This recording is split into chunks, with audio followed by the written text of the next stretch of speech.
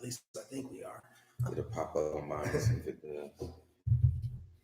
I can turn my phone on. Yeah. There we go.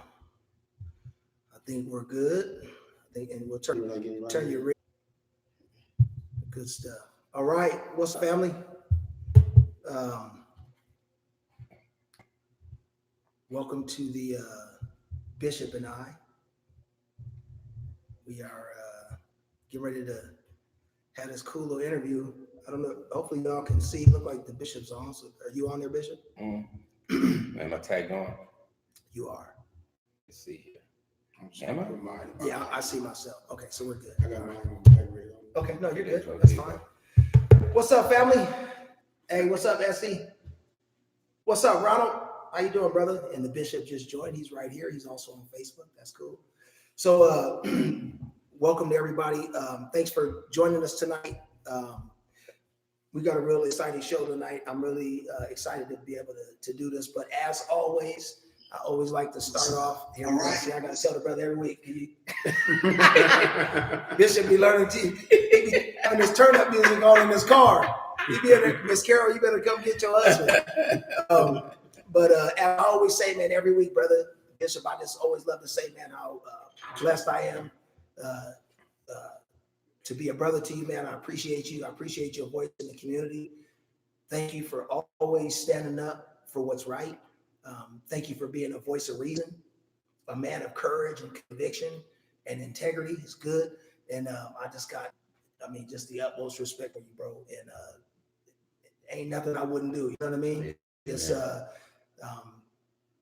got a lot of admiration for you. So, and it's always a pleasure for me to get a chance to hang out with you, man. So, man, back at you, bro. Because that's why I guess we're a great team. Coming together. Just got to get the rest of the world to realize the team that we are. But we really appreciate you, because I always, and I know you might see me the same way, but lots of them I see you as my filter because I'm so extreme and radical, And they said, "Come on." He said, "Well, yeah, I'm so sad, but we got to frame it this way."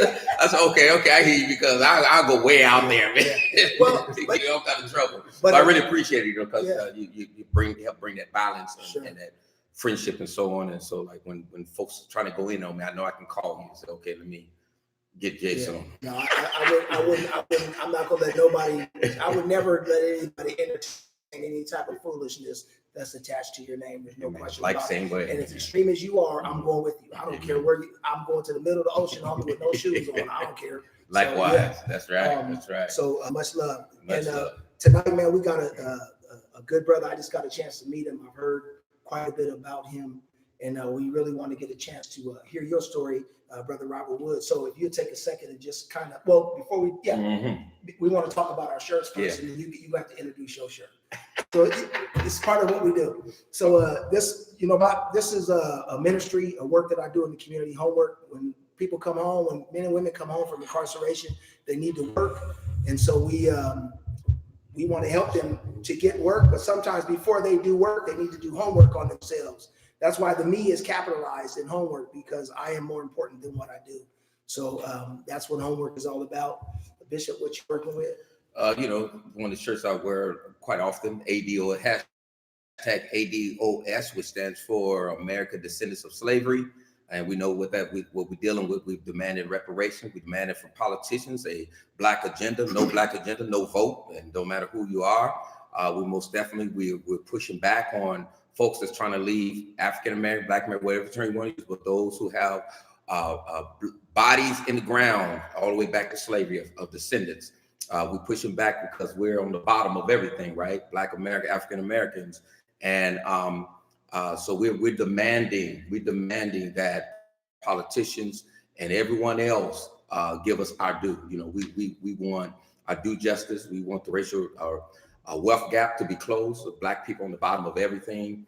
A lot of times they look at us as being anti-immigration and anti-women and all these other different things, but it's not even about any of that. It's about pushing for people, Black people in America, who's always been pushed back.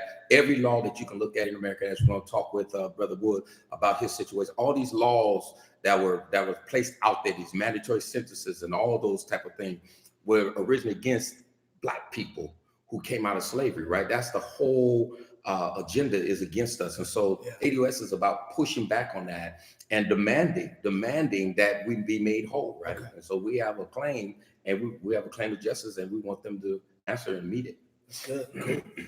Well, without any further ado, I want to give a chance to, you got to give us a little bit about who you are, you know what I'm saying? And introduce your shirt. And welcome to the Bishop and our brother. And it's a pleasure to meet you, man. I certainly appreciate you guys for having me. Yeah, absolutely. I want to say that. Go ahead, tell us a little bit about yourself. Well, first of all, one of the reasons I'm here because Bishop is a great friend of mine. I've known him for quite a few years. And this guy right here, Jason, is a really good dude. He actually knows my sister pretty good and a good friend of mine named Rashida Hamid. And so shouts out to both of those guys. Part of my story is I was given 25 years for a gang indictment, a drug indictment, a big drug indictment with 20 kilos of crack in the drug conspiracy and murder conspiracy under the RICO Act.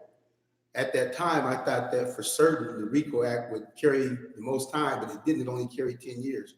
Where they buried me at was with the crack cocaine, because crack cocaine is a black and brown drug, and therefore what they did to it is where regular cocaine is chemically the same thing, and crack cocaine is diluted with baking soda and other additives to make it blow up and make it bigger and make it smokable.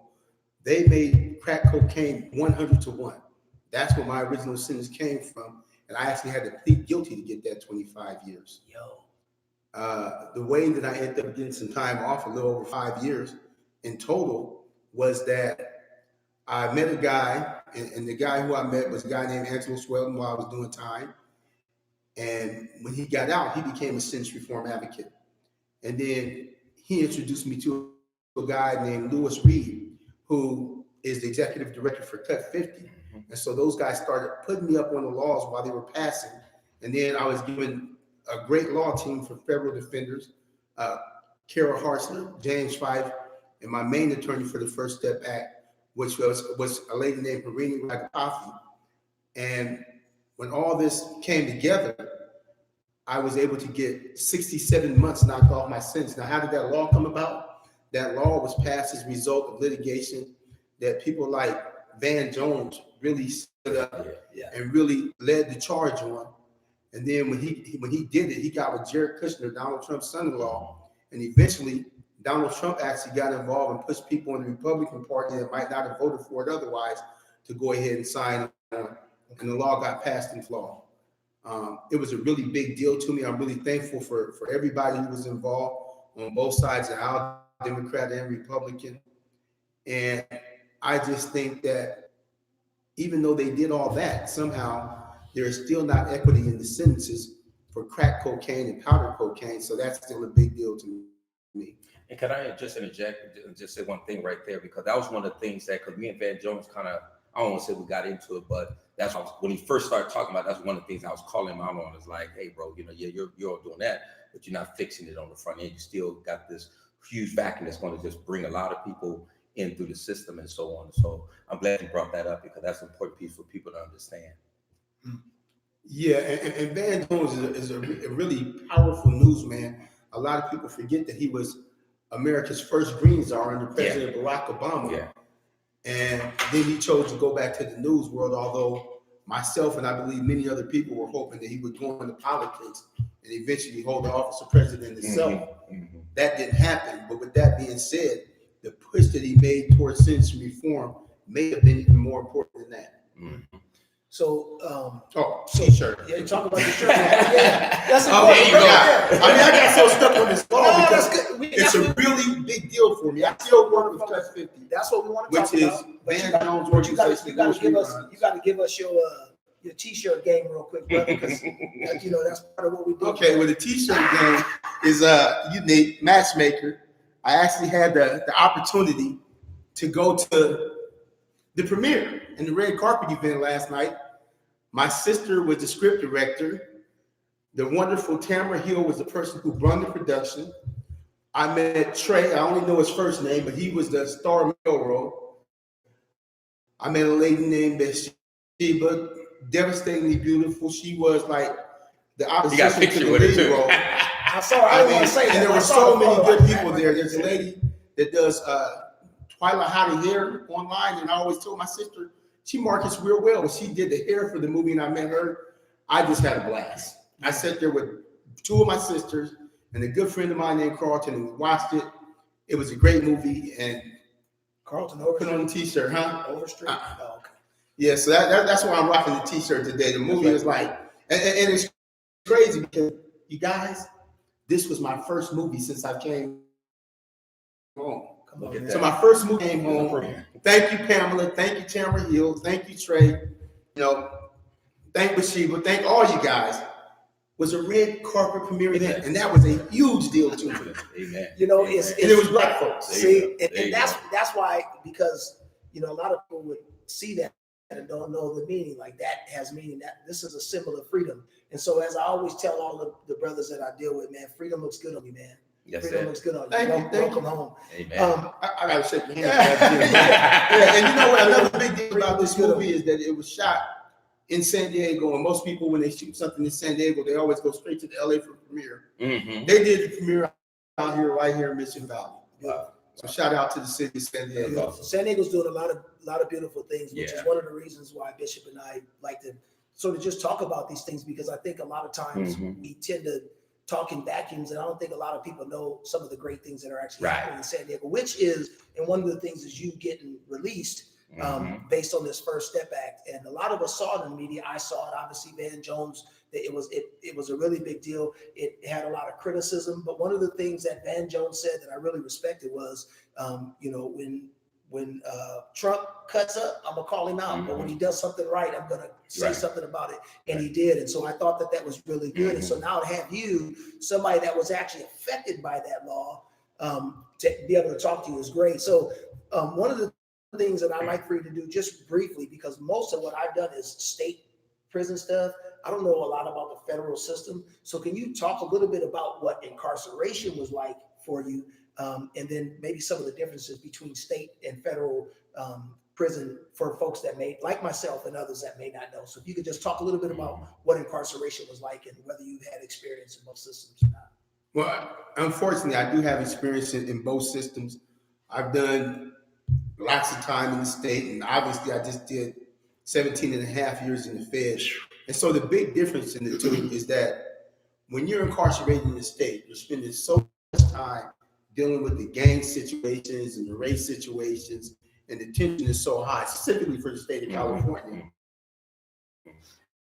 that you don't really have time to think level, 2, 3, 4 institutions to the higher levels. Level 1, there's still some stuff going on, but you got short time if you're at level 1. When you go to the Feds, it's different. First of all, there are people from all over the place there. Second of all, people of different races and different gangs interact more. And the third thing is that the educational opportunities are abound, and people are in there doing more thinking. More people are thinking, how can I get out and create wealth? How can I get out and be a better person?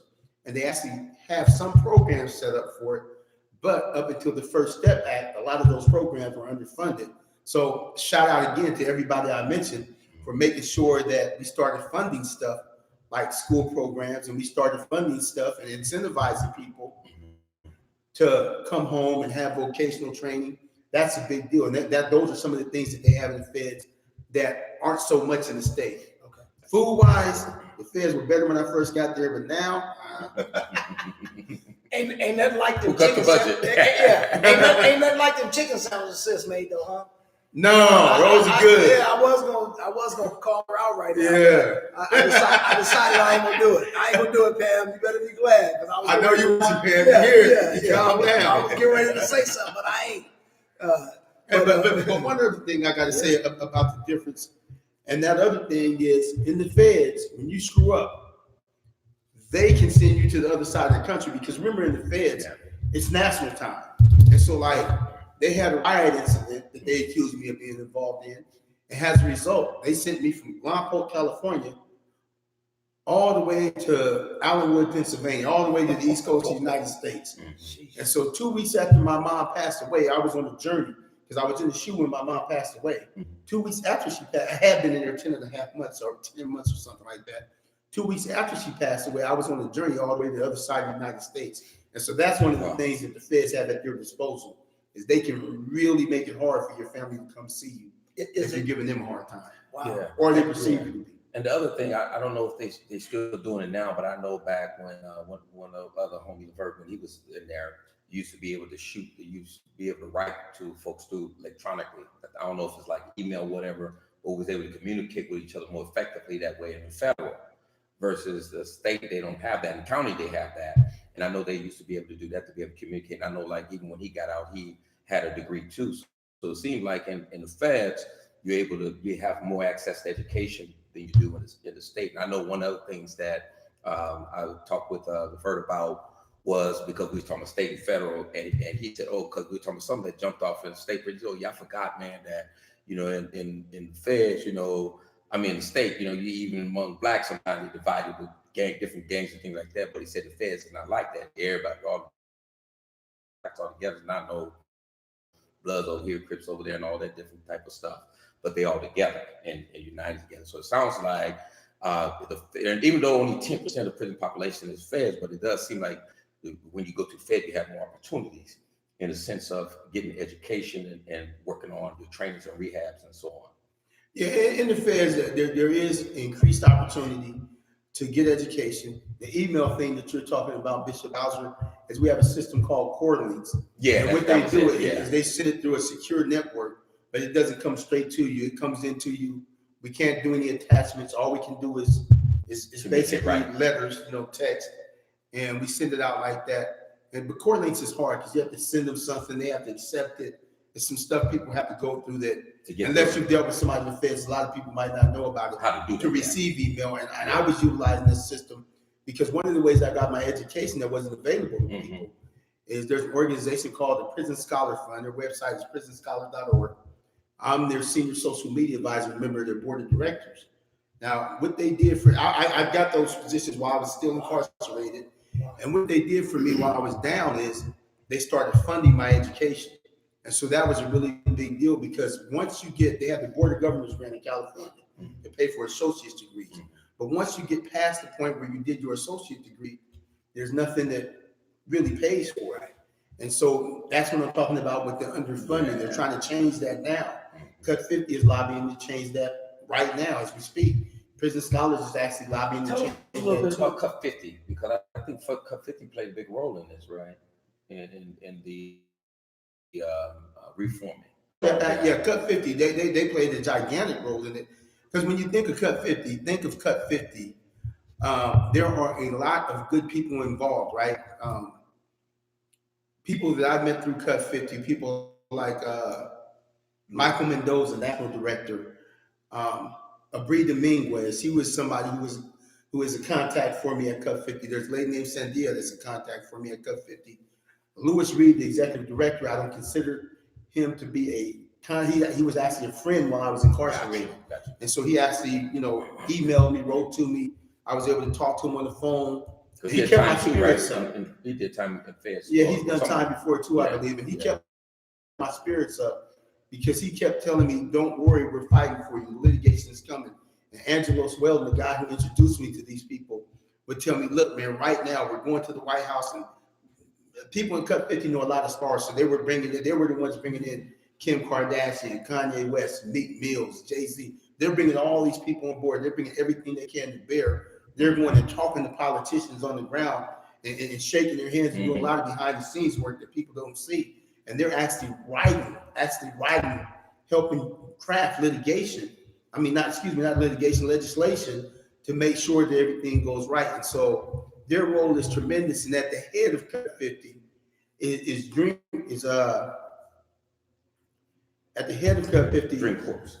Corps.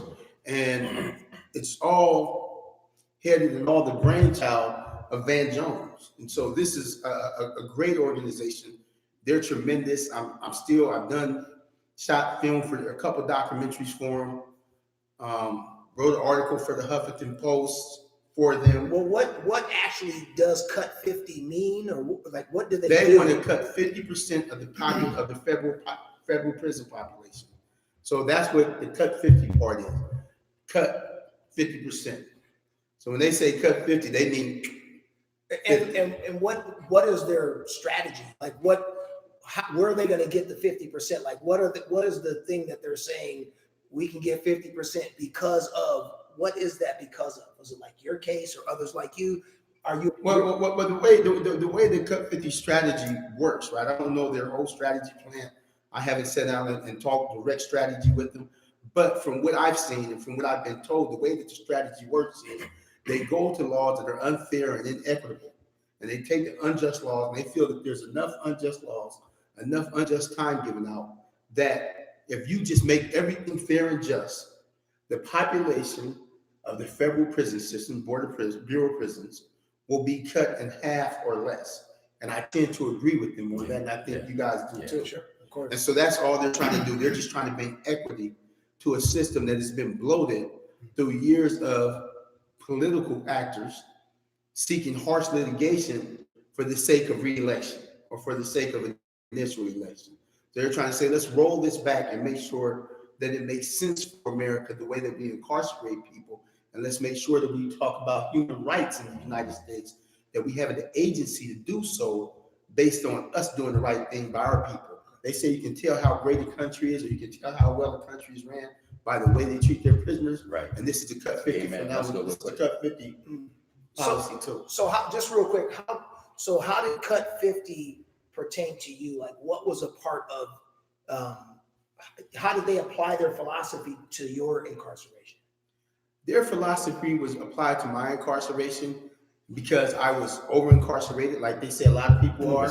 And so for 20, when I say over incarcerated, in other words, I mean, I got too much time. Okay. So I got 25 years for 20 kilos of crack cocaine.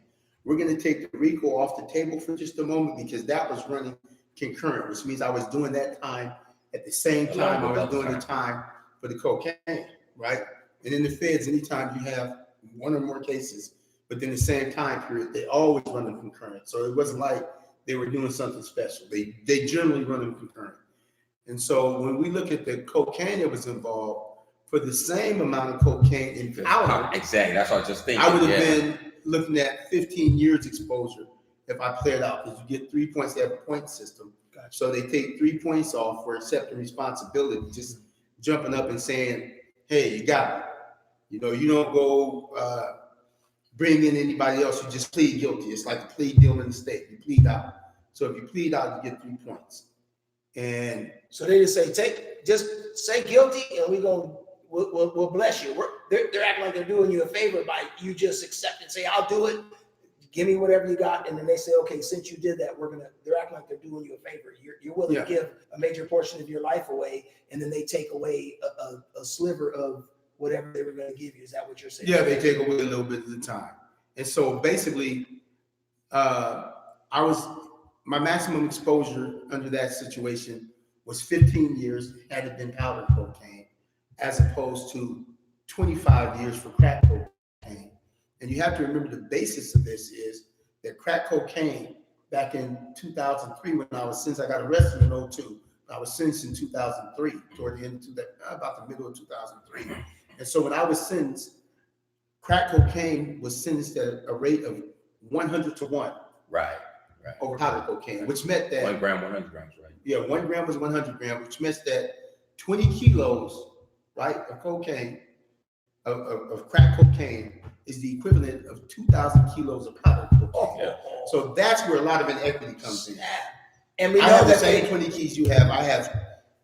I got 20 keys of cocaine. You got 20 keys of crack. You got the equivalent of 2,000 to mine. I'm getting a 2,000 kilo sentence. And so here's what's crazy though too. That's been since broken down.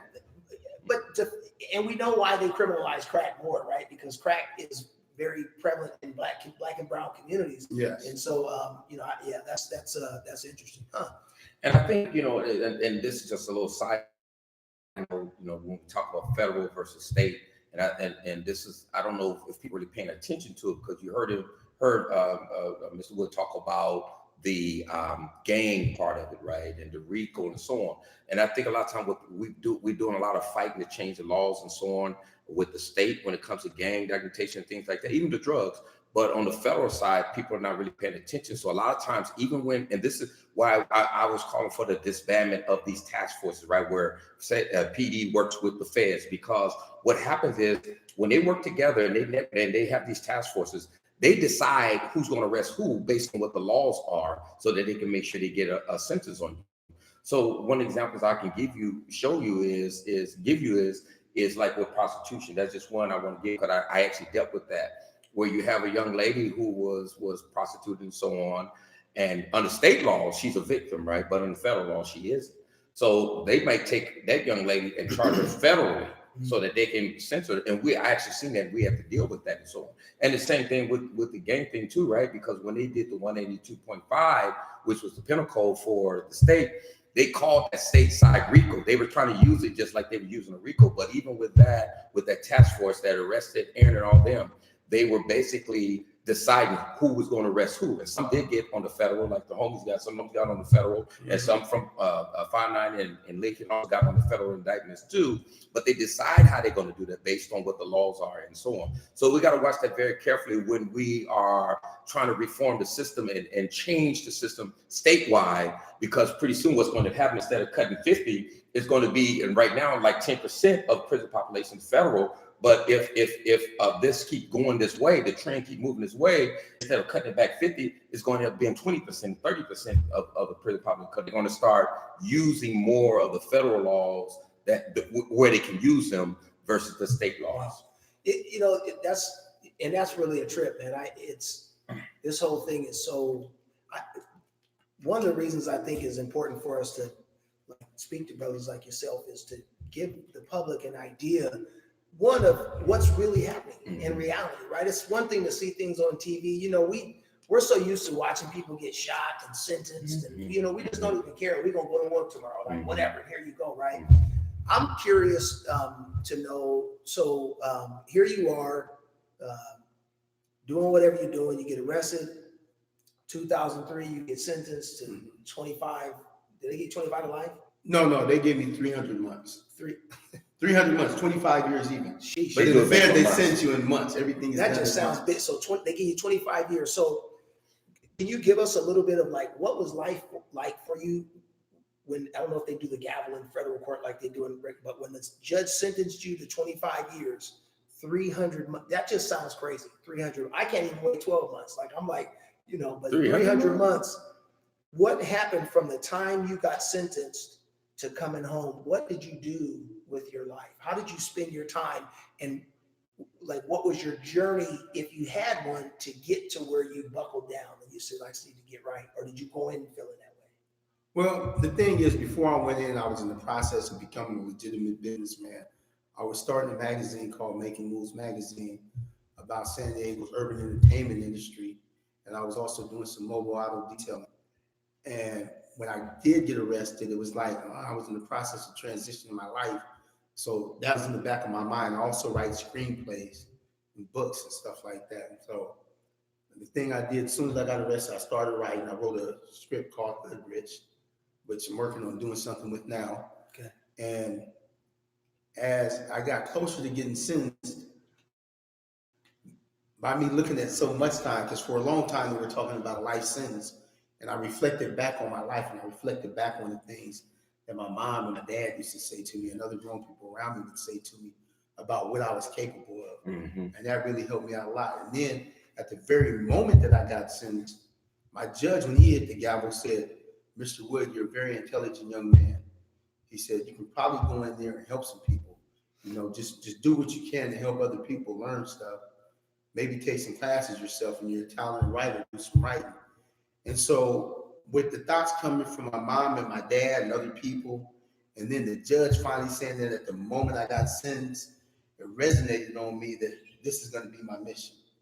From the moment that Judge Lorenz said that, I was already headed in that direction, but that resonated to me. So then what did life look like? I mean, when they, as soon as you touched down, I mean, when you got your bedding and the door closed, what was the first nights like? And you know, how did you get acclimated? And then when did you start going to school and those kinds of things? Give us a little bit of your 17.5 year journey. Well, when you first get to 25 years, you know, it's surreal. So you have to take it on like, I'm going to be away from my kids for a long time. I'm going to be away from my family for a long time. You're hoping you don't lose anybody. Unfortunately, I lost my mom in the last couple of years of my time. But all those things go through your head. Your whole life flashes before your head. You say, how old am I going to be? How old am I going to look when I get out? All these different things. Will I make it out? You know, especially being involved in some of the situations that different people are involved in. Gang situations, race situations, all the different stuff that's going on in there. What's going to happen? Am I going to catch more time while I'm doing this time? All that goes through your head. And so I went from MCC San Diego to San Bernardino, and from San Bernardino County Jail, I went to Terminal Island. So as soon as I got to Terminal Island, they want you to prove that you graduated high school if you did. So I graduated from Point Loma High School right here in San Diego.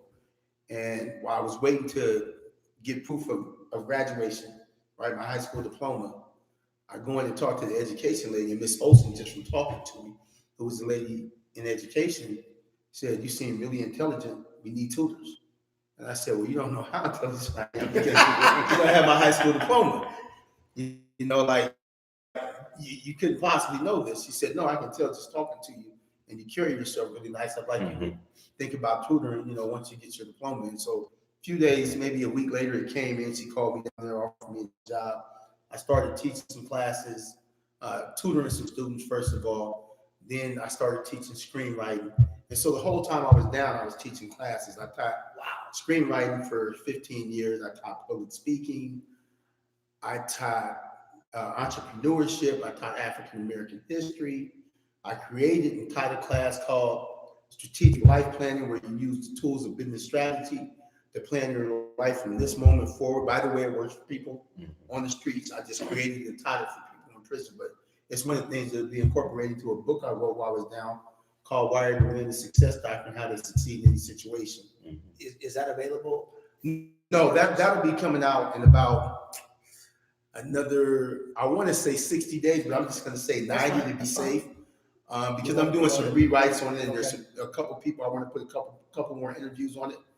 And so, but when it comes out, I'll come to this podcast and I'll announce it right here with you guys. There's no place else. Yeah. So let me just as you continue to kind of give us your journey, I think it's important for people to realize you didn't go into the system saying F the world and I'm getting ready to get off on everybody. Like it sounds like, I mean, I don't know, it sounds like the ability you accept the responsibility and accepted the fact that whatever they gave you is what you got, and you made the best of it from the time that you hit the prison. I think that's important to is that did I interpret what you said right? Yeah, that's accurate. And one of the reasons that happened, and this may sound a little weird, a little crazy to people, but because I was so involved in so much bullshit early in my life. Yes, sir. You can talk about it. Keep it real. And so much Bishop's ears switched, but mine didn't. Don't worry. I was so involved in so much bullshit. Yeah, Bishop's ears went and mine didn't. So go ahead. That I fully expected that at some point, because of all the stuff I was doing, I would be hit with a life sentence. And so when I got hit with 25 years, believe it or not, I was like, okay, I'm gonna go home at some point. I'm gonna go home at some point. I'm gonna be ready, and when I do, I'm gonna make the most of it. Because I didn't get a life sentence. At that point, at that case, I said, well, this could be the life sentence. Because I've been on the news before in San Diego on a couple different occasions for a couple different crimes. I won't go into it. He knows about it. We don't need I don't want to too much go into him, but and a couple other times they came on the news and said I was looking at life sentences, and it didn't happen. You know, thank God. And I thought that this time this was it. And so since the Creator saw fit to spare me this time, I felt like I owed it to Him, along with my family and everybody else that believes in me, to make the best out of this opportunity. Wow. So you then became a tutor and started turning your life around. What is like, I guess, what is incarceration like? Like, take us kind of through like a kind of the ups and downs mentally, and like how do you keep yourself straight and narrow, and how do you deal with being in the box, and like how do you deal with those kinds of things? How did you deal with it? Okay, well, the way I dealt with it was constant study. And so basically, I didn't get the opportunity to really notice my incarceration that much because I was always studying something. I was always writing something. I was always coming up with a new teaching concept. I took college classes that didn't even go into my degree just because I wanted to learn more about different stuff. And then I was always helping somebody. Somebody had a problem with some homework, they would tell them, go see Wood, go see Shorty Mac, go talk to him. Shorty Mac. He can help. Yeah, that's what they call me. And on the streets or in the feds? A little bit of both. Eventually, in the beginning of my time, everybody still called me Shorty Mac. Toward the end of my time, it became Mr. Wood. Because Mr. Wood can help you with anything you need. Okay. If you needed business planning, whatever you needed, he can help you with. Se habla español, poquito también, porque la penta. And so I basically was helping people just all kinds of stuff. You know, like I just s'il vous plaît. Yeah, I just dedicated myself to learning and teaching while I was in there. And the times when I had tough times is when I would worry about my family. I would worry about my daughters. I would worry about my son. The biggest worry I had while I was in there was my mom, because her health was kind of bad.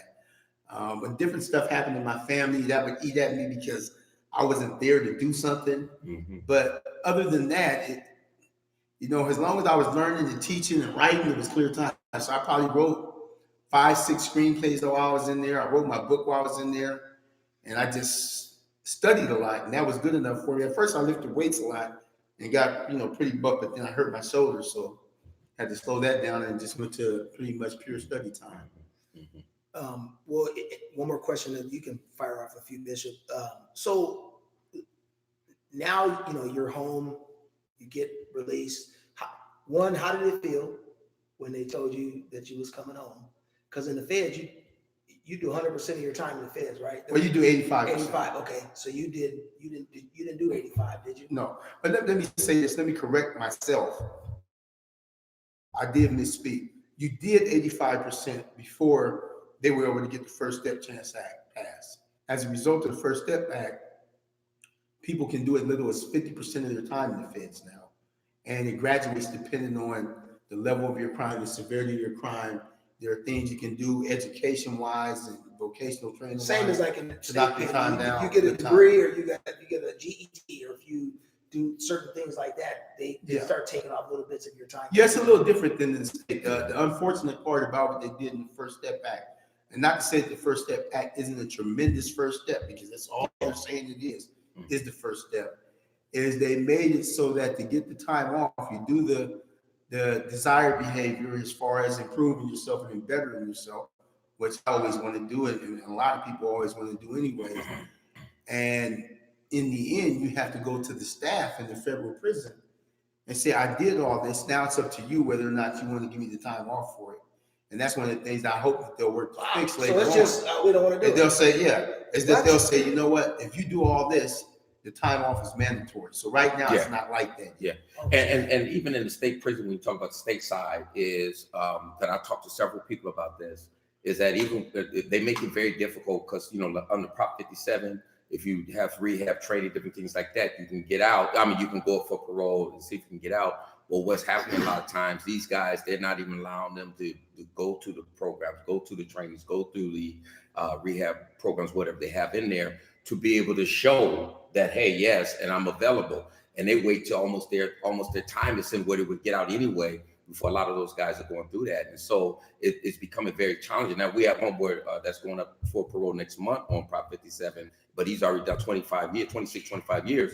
But, you know, he had a life sentence on there. So that could help out in the sense of him getting out. And I know some people may be getting out, but I heard a lot of people are being denied under Prop 57, and it was supposed to have been about rehab and so on. So we still, even, you know, the prison system with the state or federal, you have all these different challenges where, like you said, you know, the prison system, you want to know what a country is like. Look at how they treat their prisoners and so on. And you know, this is a horrible country because look at how they treat their prisoners. But we thank God for the little headway we are making, whether it's a step back, Prop 57, or resentencing law that just came out and so on. Some of the things that we're trying to work on to help get people out. But, you know, for sure, you know, thank God for it, because you're here. And if they were to pass a law maybe 5 years ago, you probably would have been out 5 years ago. And that's possible. And let me say one other thing in respect to the way that it's up to them to give you the time off. this was one of the big deals with me getting resentenced, right? When I got resentenced, it was up to the judge whether or not he wanted to give me the time off. Yeah. Now he looked at me, a guy who he told almost 20 years ago, you know, or And did you have to go to the over same 15 judge? years ago, same judge. Yeah, that's what he do. And he said, I want to see him when he saw all the stuff I had been doing. Because I earned 4 college degrees, an Associates of Arts in General Studies, and an Associates of Arts in Sociology, and graduated with honor with both of those. Then I earned a double Bachelor of Science degree in Small Business Management and Marketing. And I began my MBA degree in Business Leadership, and I got A's in both of those. Graduated magna cum laude with the double Bachelor of Science degree. Taught a bunch of classes, got certified as a quality control technician and a quality control inspector. And so these are just some of the things I did. I did a lot more, but those are the biggies, right? You took advantage of And every opportunity that you So had. when I went in front of the judge, I was able to say, over 15 years ago, you told me that this is what I needed to do with my time. And I did. And I was able to let him know, and sincerely though, I was able to sincerely tell him that what he said resonated with me, because here was a guy that didn't know me, who had just met me and was a federal judge, saying, you can do it. You're capable of this. You're uniquely qualified to do this. And I was still concerned with all that, that he wasn't going to let me out, because the law said that he didn't have to, that it was up to the judge's discretion. Of course, he kept it real. Shout out to Judge Lorenz, and released me. And so the having to go to somebody and go before them with the body of work and say, is this body of work good enough? I think that we would all prefer for it to be, if you do A, B, and C, Thank you. You're going to get D. Thank you. You know, and so I just think that would be a fair system, because every judge isn't going to be as fair as my judge was, and kind of keep their word like that. And that's the scary part. I mean, you know, and I've seen some pretty fair judges myself, and when people going through resentence, or even like the recall of sentence that Kent Williams filed on, but also the resentencing that happened, I think, in 2012, somewhere back then, where we went and seen people get resentenced, and so some of the homies and different people. And most of those sentences, the judge actually resentenced and so on. But like you said, you're still at the mercy of somebody, versus like passing a law and have a just due process. And we understand that to get these laws passed many times, you have to show society, okay, we're not just releasing everybody, because that's what a lot of times people get afraid of. You're releasing these criminals, these dangerous people. And so, oh no, they got to go through this process, and the judge going to have to say, have a last say, and all these other different things. So we understand that's why folks do that. But we should always be at the mercy of another person when it comes to, I've done my time. And we're just saying, be fair, be just. Because just like you was talking about, if it was a white person, they'd have been out way long time ago for under the same amount of cocaine, crack, whatever you want to call it. The person would have been out already, because he got 15 years, 85% of that, he would have been out way before, without even first step or anything else. Well, basically, if it was powder, the difference would have been, Bishop, if it was powder, he would have got out, because believe it or not, that's what I'm talking about, powder, are so harsh that even white guys, some people don't believe this, but in the feds, even white guys get sentenced, because they just have certain standards with the law, and they just go right down them. And you see white guys in there for methamphetamine, or the few that are in there for crack, and they're getting their heads knocked right off too. The federal laws are inflexible in a lot of cases. They're more flexible now. They used to have what they have still mandatory minimum sentences. They're broke down some, but what they used to have is they just had benchmarks. This is what you get for this. This is what you get for that. And it doesn't matter how good your lawyer is. This is what you get unless you go tell on somebody. Unless you beat the case, you tell them. So in a case like mine, you could have got 5 years. Right. Well, it's interesting how, when we talk about mandatory minimums, that's one of the complaints that I hear a lot, is that, judges don't have the discretion to be able to say, well, like, if I could give you less time, I would, but like, you did this, this, and this, I got to give you 40 years. And then on the back end, though, what I'm hearing is like, there are times, though, where the judge does have discretion to make certain decisions. And the call is for, hey, you may not have had any discretion in the beginning. You had to give me 8,000 years. But in the back end, if you have a chance to do something like use your bench to be able to make a particular decision or whatever. Like, you could have just went in there, and the judge, and shout out to the judge that made the right decision. He could have just been like, I mean, yeah, you did. I mean, we like all this, but I'm gonna need to see you do X, Y, and Z. And it's Yeah, like, I'm going to need you to do this time. And he had the opportunity to say that. Man. So I was sitting on the edge of my seat. My family was on the edge of their seats. My attorneys was on the edge of their seats. People from Cut 50, people from the Prison Scholar Fund, they were all hoping and praying that I would get out, because the way that the law is structured is that the judges have discretion, which a lot of laws are structured like that. And in many cases, it benefits us. But I just think with you going and doing certain things under the law as far as programming while incarcerated, that you're capable of getting time off. I just feel like if you do the things that you're asked to do, you should get the time off that they're telling you can get for it, not do the things you're asked to do and then we'll think about it. Right, exactly. That just Or doesn't seem you got to fair. still go through the parole board, like in stateside, you got to still go through the parole board so they can see if you're suitable, and they can still deny you. You know, and which is pretty wrong.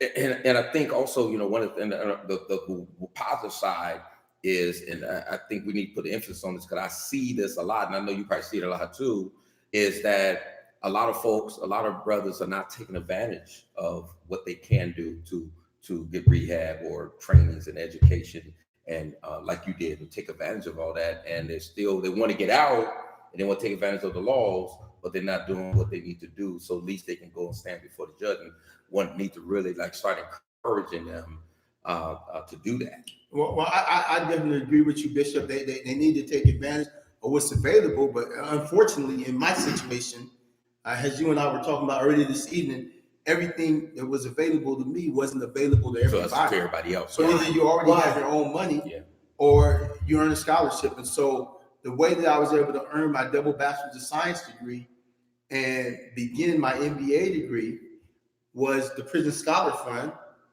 that I mentioned earlier. Its executive director is a guy named Dirk Van Zelzen. And he and I ended up becoming good friends after I got my first scholarship. Like I said, I became integral part of the organization as far as senior social media advisor, member of the board of directors.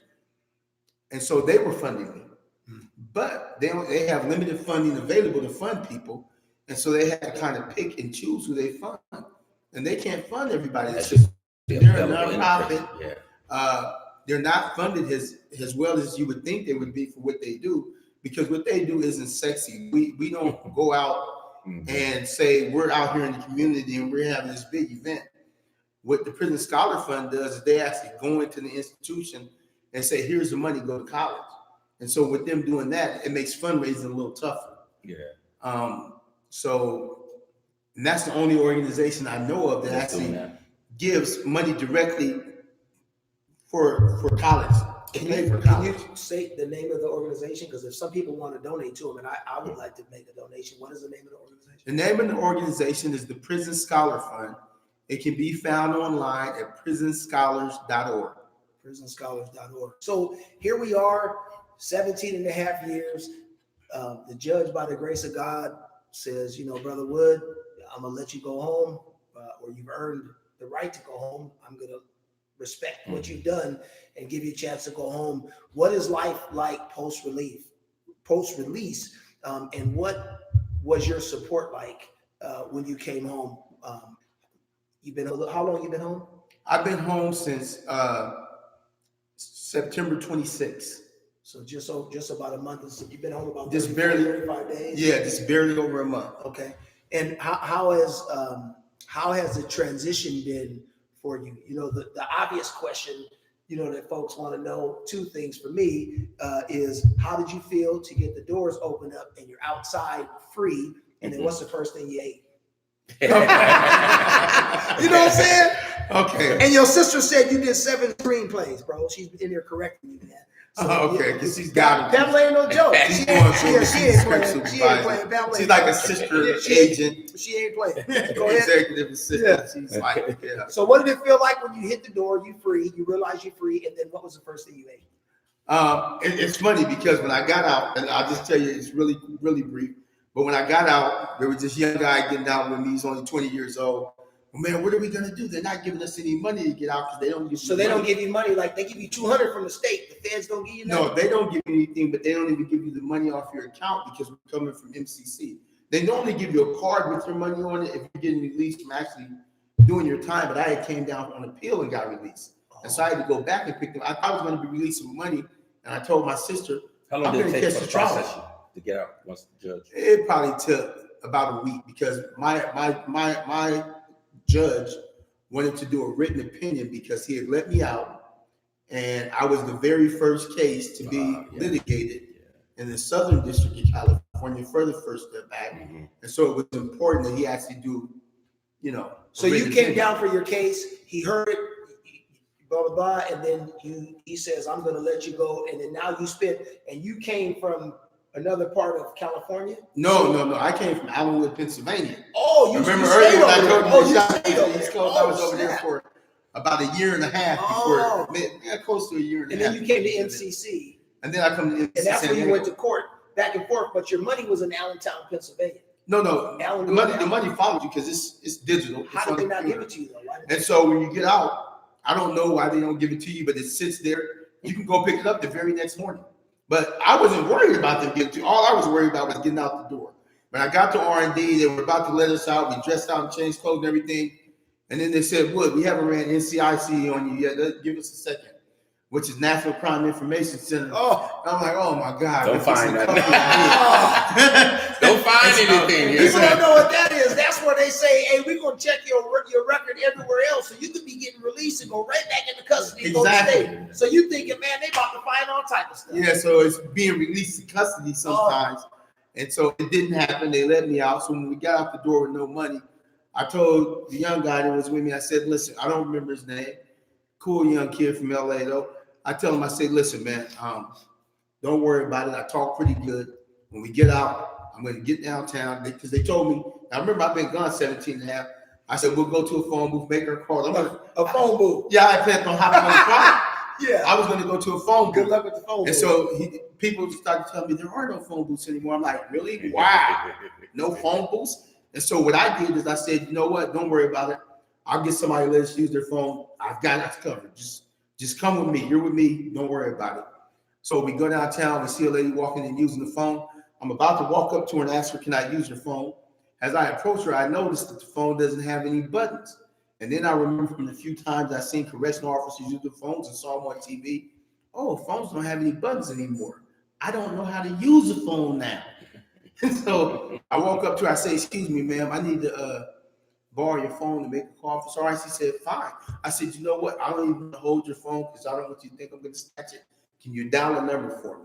I was really paying off the phone. I don't even want to hold your phone because I don't know what the heck to do with it. Right. And so she dialed the number for me. Then she dialed the number for that guy.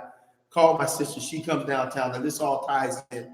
And guess what she has? She's coming from a football game or something with my nephew Osiris. Nachos.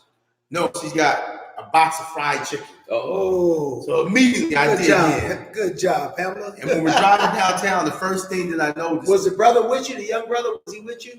No. I just got him set up to wait for his ride. He was waiting on his girlfriend. Okay. He rolled in the car with us for a minute just to try to figure out where he was going to get dropped off where she could meet him. And I think he did eat a piece of chicken while we were driving around for a minute to figure out where he wanted to get dropped off, but he had to go all the way back to LA. And so it was funny because as we're driving, as we're leaving, I tell my sister Pamela, I say, "You know what, Pam, nothing's changed. I'm fixing to get out of here. The only difference is I'm not going to do any crime, but I'm still going to make it." I said, "You watch." She said, "Bobby, it's a lot of things different. You're going to have to get reacclimated." I said, "Pam, you know what? The players change, but the game is the same." As soon as I said it, we hit a corner, and I look up and I say, "Oh my goodness, this is San Diego. It doesn't look like it used to." And she just busted up laughing. See? He said, "I thought you said nothing." He was like, "I got this." Yeah. And then I got to trying to use the phone. And Bishop knows it still throws me off. And so a lot of crazy. I tell you what I did appreciate while I was locked up. San Diego wise, right? They had the Voice and Viewpoint newspaper, and from time to time I would get a hold of that. So you kind of sort of stay in touch with a little bit of what's going on. Yeah, that was a big deal because I'm a really bold person. And so what I would do from prison, they had the number in there. I would call sometimes and talk to Mr. Warren that ran it. And then I would talk to Chida, his daughter that ran it. She was Chida Warren Darden now. I saw her at the premiere last night. So I had multiple conversations with her, probably 5 or 6 conversations with her while I was doing my time. And then I finally got a chance to meet her at the premiere. Oh, so you didn't know her beforehand? No, I didn't know her before. They this. just call. We'll Okay. call in. I don't have to know you. If I meet you No, I in get 5 you. minutes, No, you'll I- be my friend. No, so man, that's amazing. So what was your support like? You got a sister out here. You got, like, how have you transitioned? Like, what are some of the things that you needed within a month? Yeah, what are some of the things that you needed that you may still need, or that or that Pamela was able to, like, help you to acquire to make things easier, or that she wasn't able to, that still makes it difficult? What is that part like? Well, shout out to Pamela. She was tremendous. On my way home, she did a GoFundMe to give me a bed and some clothes. Okay. She raised maybe, I think, like $700-800 on that. Okay. And so she had that for me. Had a bed because I moved in with her.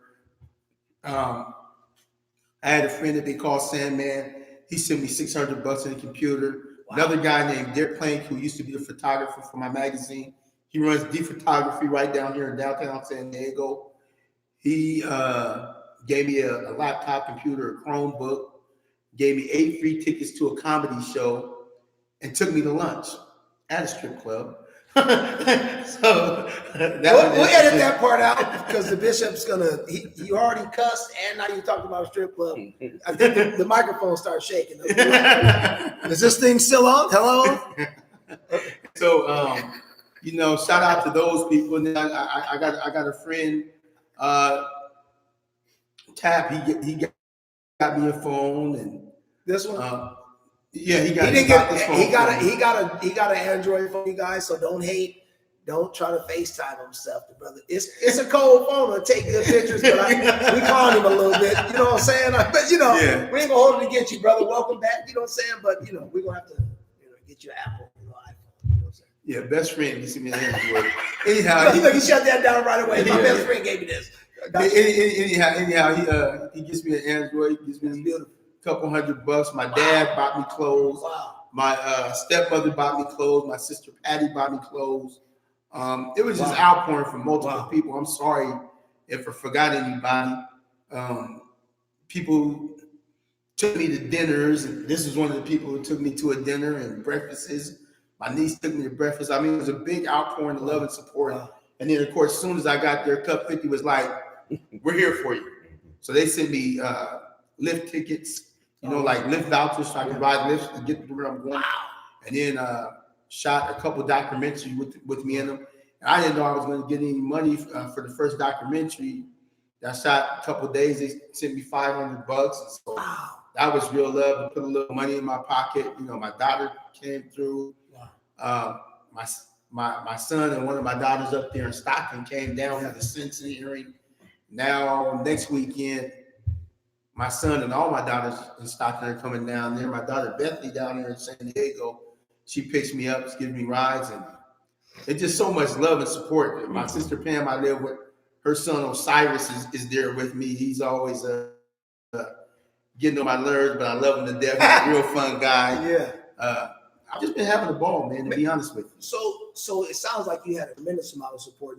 Something I forgot to ask about was about your family. How are things when you reunited? Do you have a daughter? You just have a daughter, or do you have a son and a daughter? What do you? Well, I have a son named Robert. He's 17, so I didn't get to see him. He's up there in Stockton. Okay. And then I have my daughter Bethany. She's about 32. Reunited with her. And then I have 3 girls in Stockton: Zaria, Shaymani, and Jabria. I actually kind of raised them as my own daughters because they're Robert's sisters. And so, I mean, all these people came, all these kids are like my kids, my nephews and nieces. I consider my kids, Mariah, Jessica, Osiris, just all of them. There's more of them. There's Tevin, Tyler. Man, so many of them. How was the unification when you reunited? It was just great. Was it kind of simple to do? Like, what do you do at the time that's been gone? Like, do you feel like you have to make that up? And like, what is that like? Well, I'll tell you what it was like. It was like I came home and everybody was grown. All these little kids that I used to give money to and throw footballs around with, they're all grown. A lot of them have kids of their own because I was gone so long. Like my son his mom was 6 months pregnant with him when I came in. So he was born 3 months after I got locked up. My nephew Osiris had to hold him like this and hold his neck so it wouldn't fall off. You know, he was that small. I had to be real careful. And now they're all grown. Now they're all grown, but it's fun. It's fun. It's a different type of energy dealing with them now, but it's still positive energy. Different but positive. How would life have been? Because that what you got sound like you got a few thousand. Something else that was tremendous that I got, and I don't want to fail to mention it because I get slaughtered if I do. Rashida Hamid, my good friend, within my first week out, she invited me to a community mentoring event. And I met a lot of people and made a lot of good connections at that event. That was good. Lived experience. She's a lived experience mentor. Her organization is Women of Epiphany, and her and I have been friends for a long time. And so she looked out and invited me to that. And she constantly brings my name up and kind of helps promote me in positive circles. So I just want to give her a shout out too. Shout out to Rashida. Good stuff, man. She's a wonderful soul. She's a RISE graduate. So, you know what I'm saying? So we're, we family. Shout out to Rashida. So imagine you come out and you don't have this, right? Sounds like you have a tremendous amount of support, but I think what's important for people to realize also in this reentry stuff is that probably, I would imagine most people don't have that. You got a few thousand people that love you, care about you, whatever, and you got to really, touch your toes to the turf and have a place to go, a place to lay your head. Immediately you get food, you're well loved, you look like you take really good care of yourself, like you're acclimating well. But what would life have been like? What would have happened had they released Robert Wood in San Diego with no family? If you had burnt your bridges, what would life have looked like for you? Do you have any idea, like what would it have been like? Yeah, and the only reason I have an idea, because like I told you, while I was incarcerated, I really like to help a lot of people. And so people who are going through that situation, I've had to do the calculus for the purpose of helping them.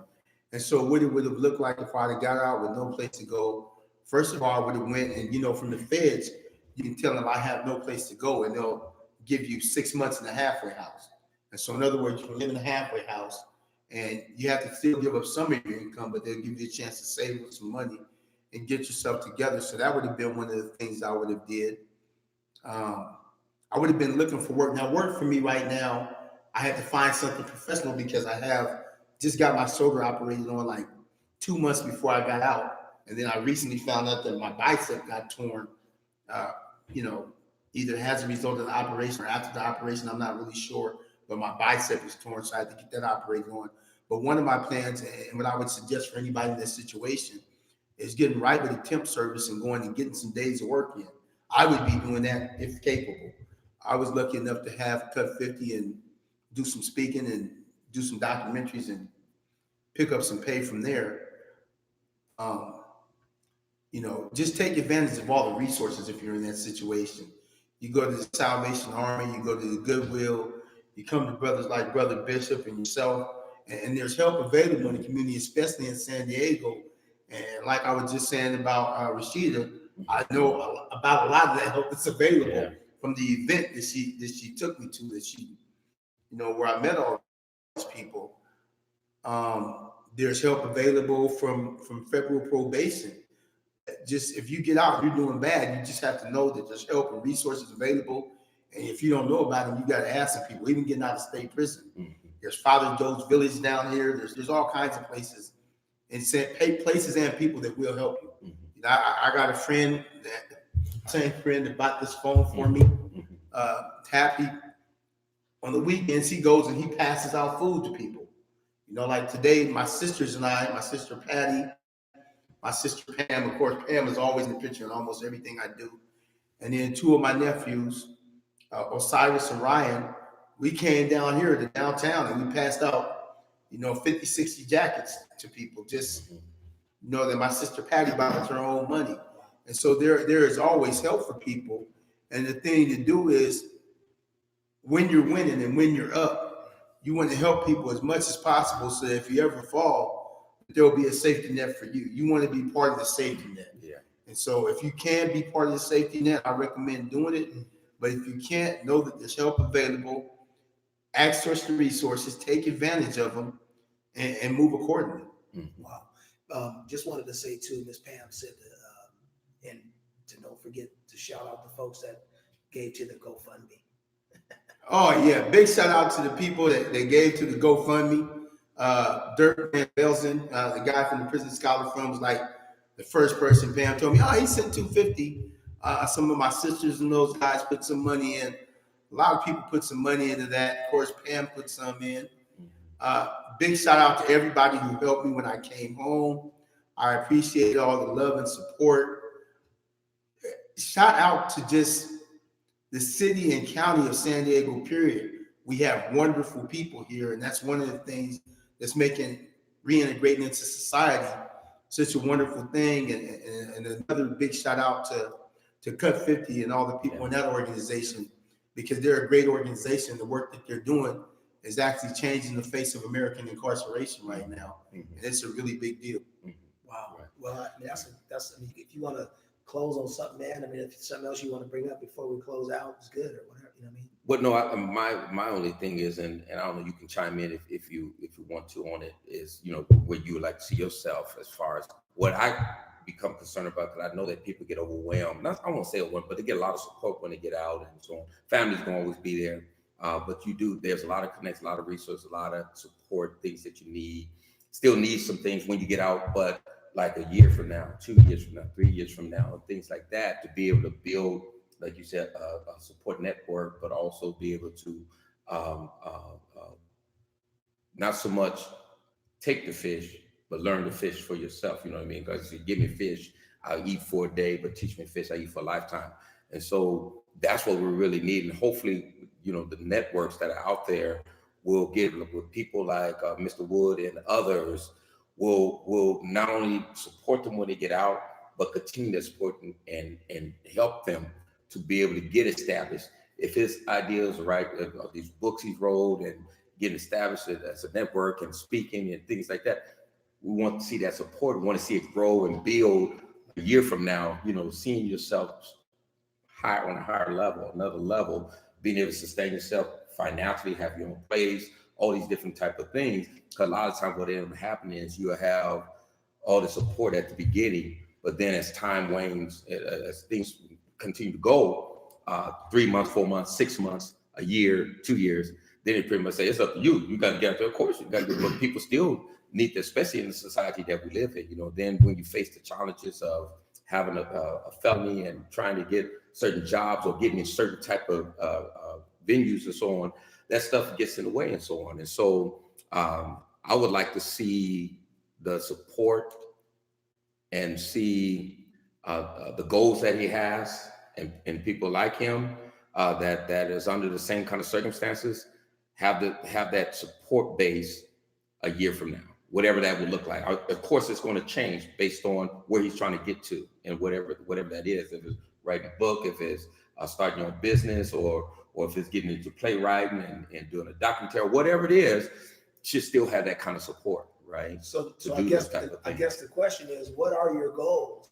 Where do you see yourself in a year? That's one question. Yeah. And the second question is, what promise did you make to God that you promised him you would fulfill? And we're gonna go on ahead and put that right on the microphone. So, but first, no, hey man, That's not a problem. No, all of a sudden you don't speak English. Now all of a sudden we need a translator. No, I'm just kidding.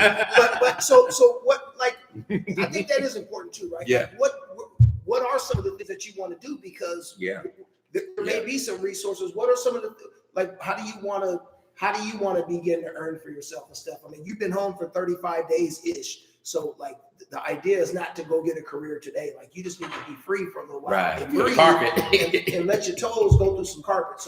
So what do you want to do? What do you see yourself doing professionally to sustain yourself? Well, professionally, to sustain myself, I'm into sales and marketing. Okay. As I said, I do have a bachelor's of science degree in marketing. It's called business management. And so as far as business consulting, as far as marketing, as far as sales, I'm great at selling just about anything that's a good product. I won't sell something I don't believe in. I won't help move on etiquette, which I've been asked to do before. I would take that, basically just get any job to get yourself started. I'm going to get any job to get myself started. Possibly, and definitely help get some sentence reform legislation passed. That's a big one, to increase the presence and the and that'll be done with Cut Mhm. 50, Mhm. and to increase the presence and awareness of the Prison Scholar Fund so that we Yeah. can help get people educated while we're passing this. And the three goal firstly is to go ahead and publish my book, Wired to Win: The Success Doctrine, get it out there, get it selling, get the success system set up, start doing the seminars, start doing the online courses for Wired to Win: The Success Doctrine, and teaching people how to utilize the same lessons that I utilize within myself Mhm. to go ahead and turn their lives around and succeed. And what I posit in Wired to Win: Success Doctrine is that we're all born wired to win. Mhm. All we have to do in a lot of cases is rewire ourselves and start winning again. And so, Mhm. promises to God, I promise to do what anybody promises to do for their father. What most of us promise to do for our parents growing up. You got brothers and sisters? Brothers and sisters? Sisters. Sisters, okay. And so the thing, our parents don't need anything from us when we're small kids. Mhm.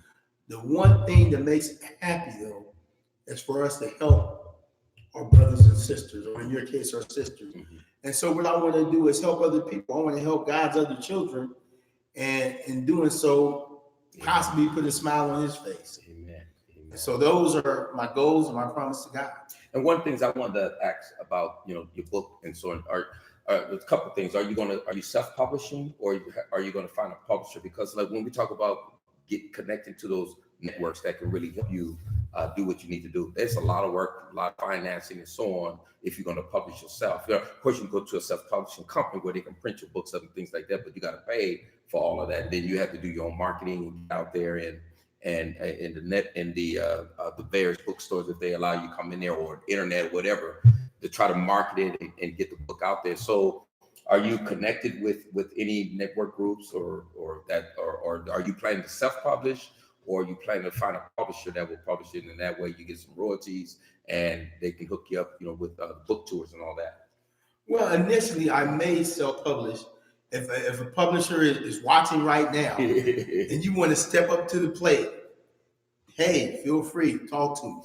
But initially, I do plan on self-publishing because the only way to get all the benefits of the book is if you publish it yourself. Mhm. And so by me self-publishing, I keep more control over the book Yeah, that's because for sure. it's not just a book, it's a total